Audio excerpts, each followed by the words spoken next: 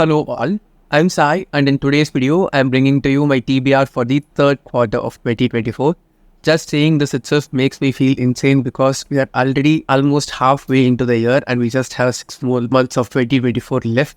It seems like this year has been so quick for me. I know that it happens to most of us each and every year, but it seems like it's been way too faster this year. So in this TBR, the first 3 books that I'll be talking about will be my book club picks for July, August and September. Planning for September now itself feels very distant to me, yet we have to. And after that, the rest of the books will be the books which I plan to read in the next quarter. I might read them during any time, and there are also a few books in here which I have started already, but for some reason dropped and DNF temporarily so that I can pick them up later. I have been procrastinating on them for a long time now and I just want to get done with it, at least in the next quarter.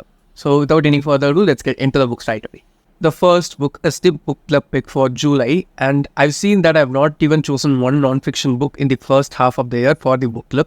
So I wanted to pick at least one non-fiction in the second quarter so that we have a minimum of one non-fiction book in the book club picks list. And the book that I've chosen for this one is Mindset by Dr. Carol S. Dweck. I started reading this book sometime last year, and because of some reason I was not able to continue reading it and I just put it off and I've not picked it up ever since. But the main reason why I wanted to read this book back then is because I've heard nothing but really amazing things about it. And many people have vouched that their mindset has changed into a much more growing one and growth-centered one compared to how it was before. If I'm not wrong, I've read like the first chapter of the book and that itself sounds super promising and also kind of intimidating for me because the book is not that huge, but the author seems to make huge claims in the first chapter itself that she's going to reveal some great secrets about the mindset of high achievers. I think my mindset is pretty clean, but I also want to make some improvements. So I think this book will help me in that aspect. And since it's also not that huge, I must be able to read this pretty fast. And it is also the first non-fiction book club pick. So let's just hope that it is useful for all of us. The next one is a YA contemporary book. And I've also had this book on my shelf for over 2 years now.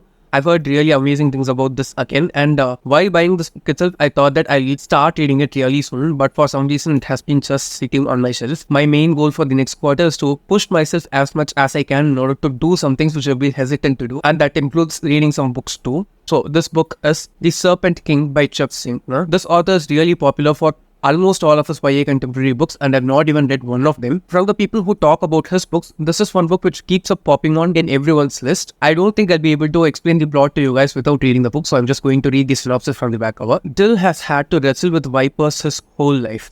At home, as the only son of a Pentecostal minister who urges him to handle poisonous rattlesnakes, and at school, where he faces down bullies who target him for his father's extreme faith and a very public fall from grace. The only antidote to all his venom is his friendship with fellow outcasts Travis and Lydia. But as they are starting their senior year, Dill feels the coils of his future tightening around him. The end of high school will lead to new beginnings for Lydia, whose edgy fashion love is her ticket out of this rural Tennessee town. And Travis is happy wherever he is, thanks to his obsession with the epic book series Bloodfall and the fangirl who may be turning his harsh reality into real-life fantasy. Dill's only escapes are his music and his secret feelings for Lydia, neither of which he is brave enough to share. Graduation feels more like an ending to Dill than a beginning. But even after then, he must cope with another ending, one that will rock his life to the core. Debut novelist Jeff Zentner provides an unblinking and at times comic view of the hard realities of growing up in the Bible Belt and an intimate look at the struggles to find one's true self in the wreckage of the past.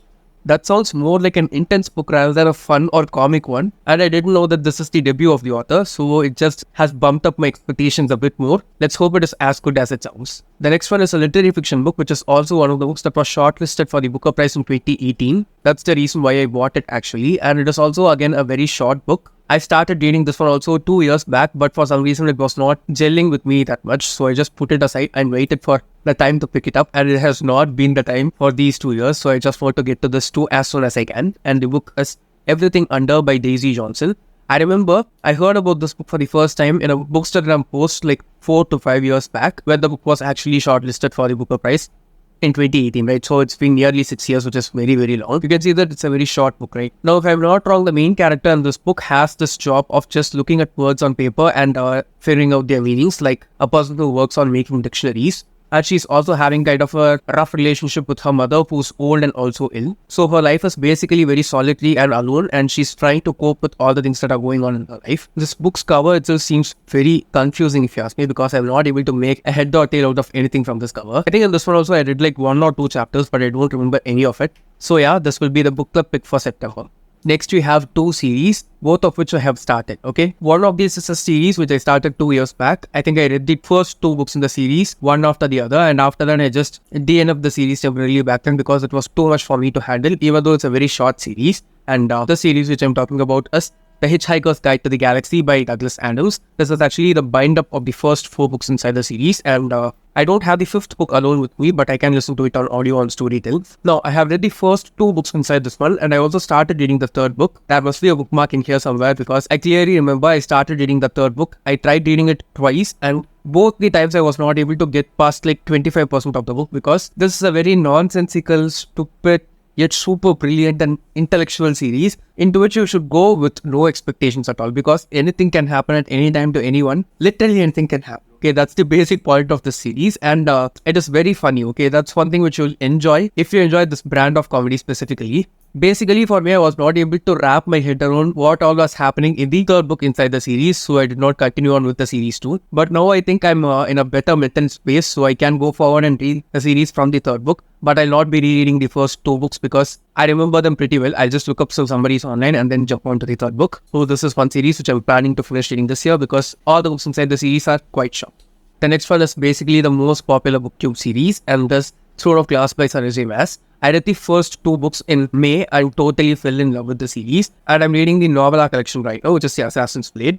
I just have 1.5 of the novellas left to read, and I'll probably finish them in just like a couple of days. And I'm pretty sure that I'll be able to finish reading this entire 8-book series by the end of September, because with the amount to which I'm enjoying this series, I cannot see myself putting the series down anytime soon. I basically like J Maas's characters as well as world building so much. Her writing is also so easy that I can read it effortlessly, okay? It doesn't take that much of effort from me, and I can just glide into it and just settle into the world because she builds this world really, really well. Now, if you're someone who's just wanting to read something very entertaining and also super fantastical, I'd highly suggest you to try this one. This is basically a series which gets a lot of hate at the same time lot of love. I'm able to understand the love totally, but the hate for the series I don't understand because it's basically so good, okay? It just feels like a solid series which is also written really well with really good characters and nice mental health rep too. You can see, right, I'm almost over 50% of this book, so I'll be finishing it pretty soon, and the goal is to finish the series in the next quarter. Next, we have a book which I started reading in March, but it was quite too much for me to handle, even though I was loving the experience of reading it.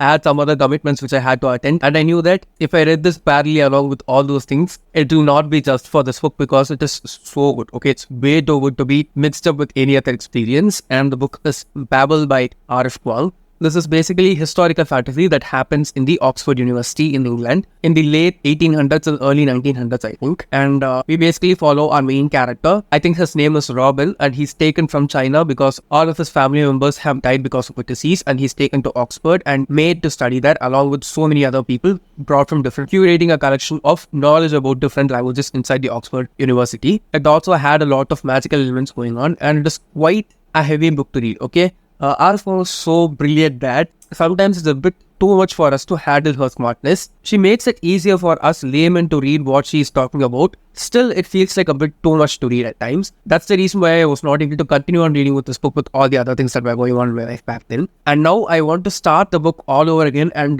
get through the small things that I got through. You can see a book cross here, right? I'm almost like 20 to 30% into the book already, but I don't care. I'm okay with rereading it. I even bought like a specific packet of tags to just use on this book alone, so that will be coming in handy when I read this one. And I also have clearly in mind that when I'm going to read this book, I'm not going to do anything else parallelly, just the whole time dedicated for this alone because it's quite huge and I know that it will demand a lot of attention and I want to give it all that it deserves. Next, we have another adult standalone fantasy book, and this is also one book which I started reading in the beginning of the year, but for some reason was not able to continue on with and had to DNF back then. Okay, it has been sitting on my shelf like this for all this time because I thought that I'll start reading it if I keep it like that, and the book is The Starless Seat by Erin Morgenstern.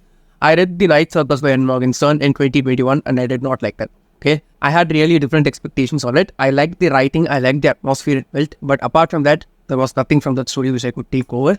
But here, I just went in with clear expectations that I'm going to enjoy the writing, I'm going to enjoy the vibes, And I read like 105 pages of the book. And of these 105 pages, for nearly 80 pages, there's nothing going on. Okay, we are just seeing where the story is taking place, who our main character is, and something randomly going on in the background, like a dark academia thing. And I enjoyed each and every speck of it, okay? In these 105 pages itself, I've highlighted and annotated so much, okay? I've annotated so much. And after like 80 pages or so, the plot started happening. And that's when I started to lose my interest because I don't care for the plot, okay? And the plot also seemed like quite intense here, which I was not expecting from it. And it bored me a little, so I just put a bookmark in there and kept it on my shelf. Now, because of that reason, I have to start the book all over again. But I'm fine though because I know what I'm getting into now. So it'll be much easier for me to finish reading this book while also enjoying that beautiful writing and the world building that the author has. Next, we have the first book inside an adult epic fantasy series, and it is also kind of historical fantasy, which is The Poppy War by R.F. Kuang. Again, another book which I have not heard anything bad about from anyone at all.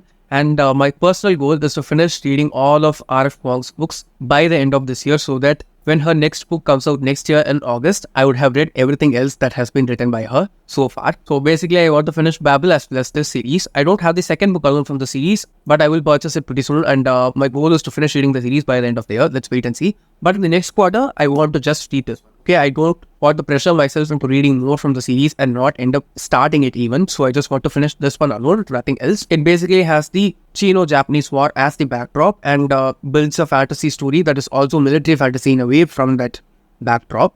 I just read the blurb to you guys. When Ren aced the Keiju, the test to find the most talented students in the Nikara Empire, it was a shock to everyone. That she got into Sign Guard, the most elite military school in Nikar, was even more surprising. But surprises aren't always good, because being a dark-skinned peasant girl from the south is not an easy thing at Sign Guard. Fighting the prejudice of rival classmates, Ren discovers that she possesses a lethal, unearthly power and aptitude for the nearly mythical art of shamanism. Exploring her gift with the help of a seemingly insane teacher, Ren learns that God's long-thought death were very much alive, and that mastering these powers could mean more than just surviving. For while the Empire is at peace, the Federation of Mughal still lurks across a narrow sea. The Federation occupied Nikan for decades after the First Poppy War and only barely lost the continent in the second. And while most people calmly go about their lives, a few are aware that the Third Poppy War is just a spark away. I can see that this is going to be very intense, and I've also heard from people talking about the series that it is quite graphic in its descriptions of war and the aftermath of war. Just like for any other person, it's a bit difficult for me to consume such content too. But I'll be able to detach myself from that situation and just read it as a book. So I know how good R.F. Kuang's writing is, and for that alone, I want to read the series. Next, we have another non-fiction book, and it is an Indian mythology book. Okay, it's not mythological fiction, it's Indian mythology, and the book is Shyam, an illustrated retelling of the Bhagavata by Devdutt Pattanaik. Now, this is also one book which I started reading like 2 to 3 years back, and I've been reading it very, very, very slowly. Now, the thing about Devdutt Pattanaik is that they go with me really, really well.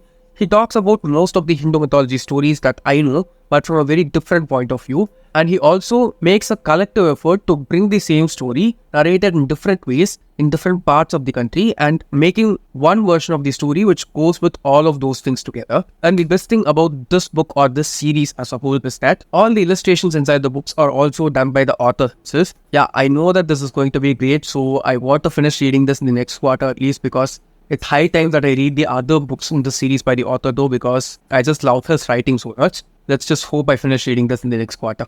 The last book in my TBR for the third quarter is not a book but an author, and the author is Donna Tartt. Okay, and this book by her is The Little Friend, which is the second book by the author. She has only 3 books out so far, which are The Secret History, The Little Friend, and The Goldfinch. I've read only The Secret History. I read it way back in 2022 and totally fell in love with the author's writing. And it's not just me, okay? There are so many people on YouTube who are obsessed with Donna Tartt's writing and the way in which that book is made. She has taken 8 years to write that single book, and she has written only 3 books in her career so far. So I can just see that she puts so much effort into building her books that well. The reason why I am not the other 2 books by her, which are this one, The Little Friend and The Goldfinch, even though I've had them for over a year on my shelves, is because I want to go back and reread The Secret History, annotate it, and then go on and read these two, because the first time I read The Secret History, I did not have that great knowledge about the book, and I did not know that it was going to be that good, which it ended up being, and I ended up not giving it all the respect it deserved back then while reading it for the first time. So I want to go back, pay all my respects there, and then move on with these second and third books. Again, the plan is to finish reading them by the end of the year, but I want to at least start my rereading process in the next quarter, which is the third quarter. So yeah, this is the last book / author on my TBR for the third quarter. So yes guys, those are all the books in my Q3 TBR. And tell me down in the comments whether you'll be joining my book club reads for July, August and September or not. And if you have a quarterly TBR for the third quarter, please let me know down that too. If I have any of those books on my shelf or my TBR already, I'll try to read them also in the third quarter. And if you did enjoy watching today's video, don't forget to give it a thumbs up and also share it to your friends. If you want to get more content from me, do subscribe to the channel. Thanks for watching and have a great rest of your day.